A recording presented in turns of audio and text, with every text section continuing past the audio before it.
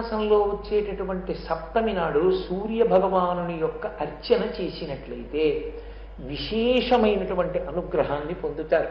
అసలు లోకంలో దేవాలయంలో ఉండేటటువంటి మూర్తి రూపంలో దర్శనం చెయ్యవలసిన అవసరం లేకుండా ఎప్పుడు ప్రత్యక్షంగా మాంసనేత్రం చేత చూడడానికి వీలైనటువంటి పరబ్రహ్మ స్వరూపము సూర్యనారాయణమూర్తి. ఆయనయే జగచ్చక్షు. ఆయన యొక్క అనుగ్రహం లేకుండా ఆరోగ్యము నిలబడదు. అందుకే ఆరోగ్యం భాస్కరాదిచ్చేత్. ఆరోగ్యము భాస్కరుని యొక్క అనుగ్రహము చేతనే వర్ధిల్లుతుంది. ఆయనకి ఎర్రటి పువ్వుల చేత పూజ చేస్తే త్వరగా ఆయన అనుగ్రహం మనకి కలుగుతుంది. ఆ భాను సప్తమి నాడు సూర్యబింబాన్ని ఉపాసన చేస్తారు.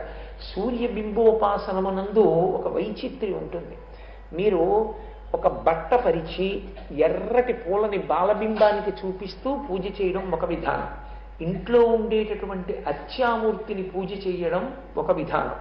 అలాగే మూడవ విధానం ఆదిత్య హృదయాన్ని పారాయణ చేసి ఆదిత్య హృదయం ఉపదేశం పొందినటువంటి వారికి ఆ రహస్యం తెలుస్తుంది. ఎటువంటి మూర్తిని ధ్యానం చెయ్యాలో చెప్తాడు గురువు. అటువంటి మూర్తిని తెల్లవారుజామున భాను సప్తమి నాడు దర్శనం చేస్తూ ప్రత్యక్ష నివేదనం చెయ్యొచ్చు. ఎందుచేతనంటే కిరణములకు కరములని పేరు. కరములంటే చేతులు. పరమేశ్వరుడు ఎప్పుడూ కూడా చేత్తో ముట్టుకోడు దీన్ని. మనం లౌకికంగా చేసేటటువంటి నివేదనని దేనిని కూడా పరమేశ్వరుడు చేతితో ముట్టుకోడు, నోట్లో వేసుకోడు. మరి ఎందుకు నివేదన చేయడం అంటే మీ భక్తికి ప్రసన్నుడై తన కన్నులు విప్పి చూస్తాడు ఆ పదార్థం వంక ఒకసారి. అలా ఆయన కన్నులు విప్పి చూసినంత మాత్రం చేత అది పవిత్రమవుతుంది, అది ప్రసాదమవుతుంది. ఆయనే తినాలంటే హోమగుండంలో అగ్నిముఖంగా ఇవ్వాలి. అగ్నిముఖంగా ఇచ్చినటువంటి పదార్థాన్ని పరమేశ్వరుడు తింటాడు. అందుకే యాగశాలలోకి వెళ్ళకూడదు అందరూ. ఎలా పడితే అలా యాగశాలలోకి వెళ్ళకూడదు. ఎందుకు వెళ్ళకూడదు అంటే ఒక్కటే కారణం. మీరు బాగా గుర్తుపెట్టుకోండి. నేను మిమ్మల్ని మా ఇంటికి దేవతార్చనకి పిలిచాననుకోండి, దేవతార్చన అంటే భోజనానికి పిలిచారు అని. భోజనానికి పిలిచాననుకోండి, మీరు భోజనాన్ని మా ఇంట్లో చెయ్యాలి అంటే దానికి ఏం చేయవలసి ఉంటుంది? మీరు వచ్చేటప్పటికే తిన్నగా విస్తర దగ్గరికి రారుగా, మీరు వచ్చి కూర్చోవాలి. నేను వచ్చి అయ్యా వచ్చారా, చాలా సంతోషం, నా ఆహ్వానాన్ని మన్నించి వచ్చారు, కాళ్ళు కడుక్కోండి, చేతులు కడుక్కోండి అని నేను అనాలి. కాళ్ళు చేతులు కడుక్కున్న తర్వాత అప్పుడు మీరు భోజనానికి వచ్చి కూర్చోవాలి. వడ్డించినటువంటి పదార్థాన్ని మీరు స్వీకరించాలి కదా. యాగశాలలో మీరు అగ్నిముఖంగా హవిస్సు ఇచ్చినప్పుడు దాన్ని స్వీకరించడానికి దేవతలు వచ్చి కూర్చుంటారు. అందుకే యాగశాల ప్రాంగణము దేవతలు కూర్చునే ప్రాంగణము. ఒకానొక నాడు ఆ దేవతల యొక్క దర్శనము చెయ్యగలిగినటువంటి దివ్యమైన శక్తి ఉపాసన చేత నిలబెట్టుకున్నారు మనుష్యులు. ఆ నిలబెట్టుకున్నటువంటి వారు ఆ యాగశాలలో కూర్చున్నటువంటి దేవతల యొక్క దర్శనం చేసేవారు. వాళ్ళకి కనపడేవారు దేవతలు. శ్రీరామాయణం నాటికి బాలకాండలో ఇష్టింతేహం కరిష్యామి పుత్రియాం పుత్రకారణాత్ అంటాడు దశరథ మహారాజు. నేను ఇష్టి చేస్తున్నాను, దేవతల్ని పిలిచానన్నాడు. వాళ్ళందరూ వచ్చి కూర్చున్నారు. అప్పుడు ఒక్కొక్కరి పేరు చెప్పి హవిస్సిస్తే అగ్నిముఖంగా వాళ్ళు దాన్ని తింటారు. అందుకే దేవాలయానికి ఎలా ప్రదక్షిణం చేస్తారో యాగశాలకు అలా ప్రదక్షిణం చేస్తారు. ప్రదక్షిణం చేసినటువంటి ఉత్తర క్షణంలో మీరు గౌరవాన్ని ప్రకటించారని గుర్తు. అందుకే మీ కుడి భుజం వేపతి ఉంచి గుండ్రంగా జరిగితే ప్రదక్షిణం చేశారు అని గుర్తు. అందుకే ధ్వజం దగ్గరికి వస్తే కానీ ఇక సాష్టాంగం చేయకూడదు. ఎక్కడ పడితే అక్కడ సాష్టాంగం చేయకూడదు. అలా చేస్తే మీ కాళ్ళు మళ్ళీ ఎటో ఒకవైపు దేవతల వైపుకు పెడతాయి. ఒక్క ధ్వజం యువతల సాష్టాంగం చెయ్యాలి హోమశాల యాగశాలకి ఉత్సవాల్లో. అందుకని ఆ యాగశాల చుట్టూ ప్రదక్షిణం చేస్తే మీరు ఇచ్చిన గౌరవానికి దేవతలు సంతోషిస్తారు. దేవతలు సంతోషిస్తే మిమ్మల్ని అనుగ్రహించకుండా వదిలిపెట్టారు. అది వాళ్ళకు ఉండే లక్షణం. వాళ్ళు అనుగ్రహిస్తారు. వాళ్ళు మీ కోరిక తీరుస్తారు. మీ మనసులో ఏ కోరిక ఉన్నదో ఆ కోరిక ధర్మబద్ధమైతే అది ధార్మికమై ఉండాలి. అంతేగాని అర్థం పర్థం లేని కోరికలు కోరకూడదు. ధార్మికమైన కోరికై ఆ కోరిక మీకు తీరడం ఉచితమని అనుకుంటే దేవతలు అనుగ్రహిస్తారు. అందుకే యాగశాల హవిస్సు హోమము అంటే నీతితో కలిపినటువంటి హవిస్సుని ఆ ఈశ్వరుడి పేరు పిలిచి అగ్నిముఖంలో సమర్పణం చెయ్యడం. దాన్ని హోమ ప్రక్రియ అంటారు. యజ్ఞము, యాగము, హోమము ఇవన్నీ పూర్వాంగమునందు యజ్ఞము. యజ్ఞం అంటే దీక్ష అని, దీక్షా స్వీకారం చేశాడు అని. దీక్షా స్వీకారము అన్న మాటని మీరు అర్థం చేసుకోవాలి. దీక్షా స్వీకారం అనేటటువంటిది నియమముల చేత పేనబడిన తాడు గురువుకి శిష్యుడికి మధ్య కట్టబడుతుంది. అలా కట్టబడితే దీక్షా స్వీకారం చేశారంటారు. ఆ తర్వాత గురువు గారు చెప్పిన నియమాలలో మీరు ఏదైనా ఒక నియమాన్ని ఉల్లంఘనం చెయ్యాలనుకోండి, దాటవలసి వచ్చిందనుకోండి, మీరు గురువు గారిని సంప్రదించవలసి ఉంటుంది. గురువుగారు ఇప్పుడు నేను ఇలా చేయవలసి వస్తోంది, ఏం చేయమంటారని గురువుని అడగాలి. గురువు గారు ఏం చెప్పారో అది చెయ్యాలి. గురువుగారు ఇవాళ సాయంకాలం నేను ఇదిగో ఇలా చేయవలసి ఉంది, కాబట్టి ఇప్పుడు నాకు మీ ఆజ్ఞ అంటే గురువుగారు అయితే ఇలా చెయ్యి అంటారు. గురువుగారు ఎలా చెప్పారో అలా చేస్తారు. అందుకని దీక్ష అంటే నియమములు. నియమములు పేనబడిన తాడు కట్టుకుంటారు గురువు శిష్యుడు. అందుకే గురుముఖత మాత్రమే ఇవ్వబడతాయి కొన్ని కొన్ని దీక్షలు. గురువు చేత ప్రారంభింపబడి గురువు చేతనే పరిసమాప్తం చేయబడాలి. గురు స్పర్శతో ఉంటుంది దీక్ష అంతా. అలాంటి వాటిల్లో అద్భుతమైన దీక్షలలో అయ్యప్ప స్వామి వారి దీక్ష ఒకటి. అందుకే ఎప్పుడూ గురువుతో కలిసి ఉంటారు ఆ దీక్షలో. ఆఖరికి మళ్ళీ ప్రయాణం ఇరుముడి గురువుగారే కట్టాలి, కడితేనే బయలుదేరాలి. కాబట్టి ఇటువంటి దీక్ష తర్వాత యజ్ఞము. యజ్ఞము అంటే భూమిని దున్నుతారు. భూమిని దున్ని యాగశాల నిర్మాణం చేస్తారు.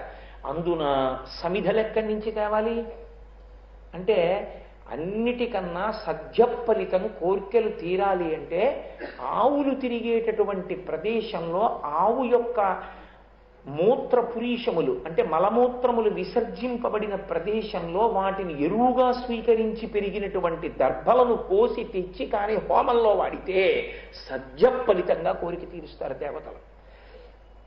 ఆవులు తిరిగిన ప్రాంతంలో హోమశాల ఉంచుతారు. అందుకే ముందు గోవు చేత దున్నిస్తారు, ఎద్దు చేత దున్నిస్తారు. అది ధర్మానికి స్వరూపం కాబట్టి. అటువంటి యజ్ఞము, యాగము, హోమము. యాగము అంటే మీ సంకల్పం మంత్రం చేత పరమేశ్వరుడికి హవిస్సిస్తాను, ఆయన స్వీకరించాలి అని. దీనికి అనుగుణంగా బయట మళ్ళీ బోలెడంతమంది చూసడానికి వచ్చిన వాళ్ళందరికీ భోజనాలు పెడతారు, దానికి భోజనశాలలు వేస్తారు.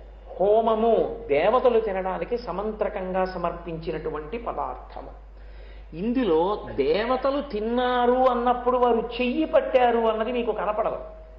ఎందుకు కనపడదు?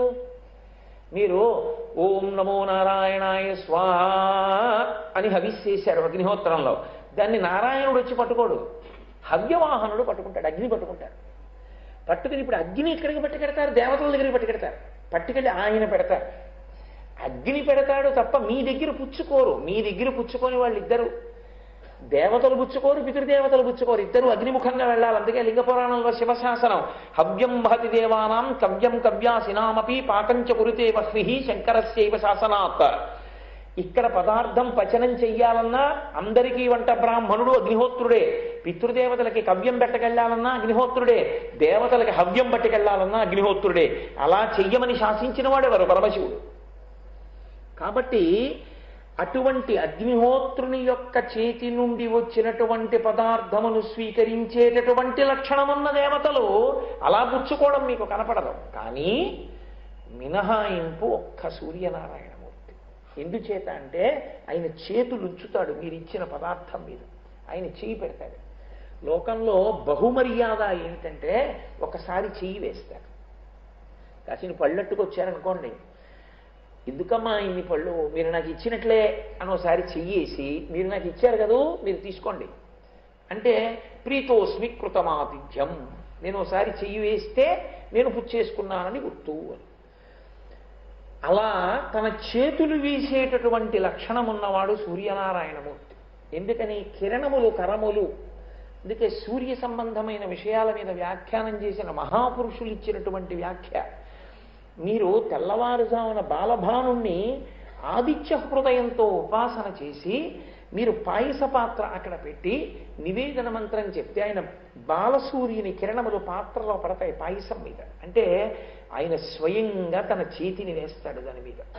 వేస్తే ఆ పదార్థాన్ని అంత భక్తితో ఆరాధన చేసి స్వీకరించిన వాడికి భానుప్రసాదం అందుతుంది, సూర్యబింబము యొక్క ప్రసాదం అందుతుంది. అది ప్రత్యక్షంగా సూర్యనారాయణమూర్తి యొక్క అనుగ్రహాన్ని పొందుతారు.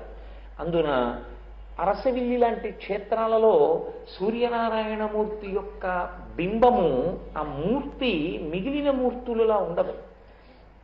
మిగిలిన ఏ స్వరూపాన్ని మీరు చూసినా ఆ స్వరూపం యొక్క శక్తి స్వరూపం పక్కన వేరుగా ప్రతిష్ఠ అయి ఉంటుంది. శ్రీ భూ సమేత వెంకటేశ్వరుడు అన్నాను అనుకోండి, శ్రీదేవి భూదేవి పక్కన ఉంటారు, వెంకటేశ్వరుడు ఉంటాడు. పార్వతీ పరమేశ్వరుడు అన్నాను అనుకోండి, శివలింగం ఉంటే పక్కన ప్రకటనంగా పార్వతీదేవి ఉంటుంది. ఒక్క కంచి మినహాయింపు. కంచి కామాక్షి అన్ని చోట్ల శక్తి స్వరూపం, ఒక్క శివలింగమే ఉంటుంది మిగిలిన చోట్ల. అలా మిగిలిన చోట్ల మీకు మూర్తులు ప్రకటనంగా ఉంటాయి. ఒక్క అరసవిల్లి సూర్యనారాయణమూర్తి దేవాలయంలో మాత్రం సూర్యనారాయణమూర్తి వారు కనపడతారు. సూర్యనారాయణమూర్తి వారి పాదాల దగ్గర ఛాయ, ఉష, పద్మిని ముగ్గురు ఉంటారు అమ్మవారు. ఉండి ఆయన యొక్క ద్వారపాలకులు ఆయన పక్కనే ఉంటారు, రెండు పక్కల. ఆయన చేతికి వేసుకున్నటువంటి కంకణముల దగ్గర నుండి కనపడతాయి. సప్తాశ్వరథమారూఢం అని ఆయన ఎక్కిన గుర్రం, ఆ గుర్రానికి సారథ్యం వహిస్తున్న అనూరుడు కనపడతాడు. ఇంకా విచిత్రం ఏమిటంటే, ఆ అరసవిల్లి క్షేత్రంలో నిత్య పనస చెట్టు ఉంటుంది. పనస చెట్టు చాలా చాలా గొప్పది. పనస పండు అంత గొప్పది. అది బీజాఫలాల్లో చాలా పెద్ద ఫలం. అందుకే పనస పండు పరదేవతకి సమర్పణం చేస్తే అప్పుడు బహుప్రీతి పొందుతుంది. ఆ పనస పండు, ఆ పనసకాయ దొరికినప్పుడు తద్దినం పెట్టమని పితృదేవతల కంటే పనసకాయ అంత గొప్పది. పనసకాయ దొరికిందని తద్దినం పెట్టారని సామెత. పనసకాయ అన్ని వేళలా దొరకదు. సదా పనస అనో చెట్టు. ఆ చెట్టుకి కాయలు కాస్తాయి. అవి కదంబ పుష్పాల్లో ఉంటాయి, ఇంతంత కాయలు ఉంటాయి. ఆ పనస ఆకు, సదా పనస ఆకు ఒక్క దాంట్లో ఇద్దరు భోజనం చేయొచ్చు. అరిటాకు అంత ఉంటుంది. అసలు ఆకు యొక్క రూపం, దాని నిర్మాణ శైలి బహు విచిత్రంగా ఉంటుంది. అంత గొప్ప చెట్టు సదాపనస. కాబట్టి సూర్యోపాసనము ఆరోగ్యహేతు. కాబట్టి ఆరోగ్యం భాస్కరాదిచ్చేత్ కాదు. ఇంకొక విచిత్రం ఏంటంటే, మీకు ఎప్పుడు భయం వేసినా సూర్యనారాయణమూర్తి ఆదుకుంటాడు. మీరు అందుకే పౌరాణిక వాంగ్మయాన్ని చూడండి. ఎక్కడెక్కడ కథ మలుపు తిరగాలో, ఎక్కడెక్కడ ఆపత్కాలమునందు ఆదుకోవలసి ఉంటుందో అక్కడక్కడ ఆదుకున్నది సూర్యనారాయణమూర్తియే. మీరు శ్రీరామాయణంలో చూడండి, రామచంద్రమూర్తి రావణాసురుడితో యుద్ధం చేస్తున్నప్పుడు బడలిపోయిన సమయంలో అగస్త్య మహర్షి వచ్చి ఆదిత్య హృదయాన్ని ఉపదేశం చేస్తే, ఆదిత్య హృదయాన్ని పారాయణ చేసినటువంటి రామచంద్రమూర్తిని గ్రహించి రావణ వధ జరగడానికి కారణమైన వాడు మహానుభావుడు సూర్యనారాయణమూర్తి. సీతమ్మ తల్లి సూర్యనారాయణోపాసనమే చేసింది యుద్ధకాండలో, తన భర్తకి విజయం కలగాలని. అలాగే మహాభారతం విరాట పర్వంలో అత్యంత కీలకమైన సన్నివేశం. ద్రౌపదీదేవి తప్పనిసరి పరిస్థితులలో కీచకుని యొక్క మందిరానికి వెళ్ళవలసి వచ్చింది. ఆవిడ సైరంధ్రిగా ఉంది కాబట్టి వెళ్ళి ఆ మధ్యని తీసుకొచ్చి ఇవ్వవలసి వచ్చింది. అప్పుడు ఆవిడ వెడుతున్నప్పుడు ఆవిడకి రక్షకులు ఎవరు? కామోన్మత్తుడై ఉన్నాడు అవతల కీచకుడు. అప్పుడు ఆవిడ సూర్యనారాయణమూర్తికి నమస్కారం చేసింది. నమస్కారం చేసి వెడితే సూర్యనారాయణమూర్తి అదృశ్య రూపంలో ఆవిడతో ఒక పార్షదుణ్ణి పంపాడు. అది ద్రౌపదీదేవి బలం కాదు. కీచకుడు ఆవిడ్ని పట్టుకోవాలని ప్రయత్నం చేసినప్పుడు ఆయన ద్రౌపదీదేవిని ఆవహించాడు. ఆవిడ తోసిన తోపుకి ఆవిడ పరిగెత్తుకుంటూ సభామంటపానికి వెళ్ళిపోయే పర్యంతం కీచకుడు లేచి పరిగెత్తలేకపోయాడంటే సూర్యనారాయణమూర్తి అనుగ్రహం. ద్రౌపదీదేవి పాతివ్రత్యం నిలబడింది. కాబట్టి అంతటి మహానుభావుడు సూర్యనారాయణమూర్తి. ఆరోగ్యం భాస్కరాదిచ్చేత్. దేవాలయ దర్శనం చేసినా చాలు. అసలు శంకరాచార్య స్వామి వారు మనకి ఇచ్చినటువంటి విధానంలో పంచాయతన పూజ యందు సూర్యనారాయణమూర్తి యొక్క పూజ ప్రతిరోజు తప్పకుండా ఉండాలి.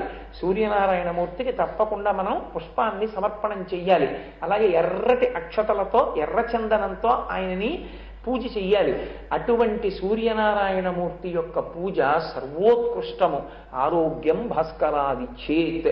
నేనే కాదు, నా ఇంట్లో ఉన్న వాళ్ళందరూ కూడా ఆరోగ్యంగా ఉండాలని నేను కోరుకుంటాను కదా. అలా ఆరోగ్యంగా ఉండాలి అంటే తప్పకుండా సూర్యనారాయణమూర్తి యొక్క ఆరాధనము చెయ్యాలి. అందులో సంవత్సరంలో అలా పూజ చేసినంత మాత్రం చేత సూర్యనారాయణమూర్తి యొక్క విశేషమైనటువంటి అనుగ్రహము పొటమరించేటటువంటి తిథులలో ప్రధానమైన తిథులలో ఒకటి భానుసప్తమి. కాబట్టి చైత్రమాస శుక్లపక్షమునందు వచ్చేటటువంటి సప్తమి తిథిని, కృష్ణపక్షంలో వచ్చే సప్తమి తిథిని నైమిత్తిక తిథులుగా సద్వినియోగం చేసుకుని సూర్యనారాయణమూర్తి యొక్క అనుగ్రహాన్ని పొందాలి.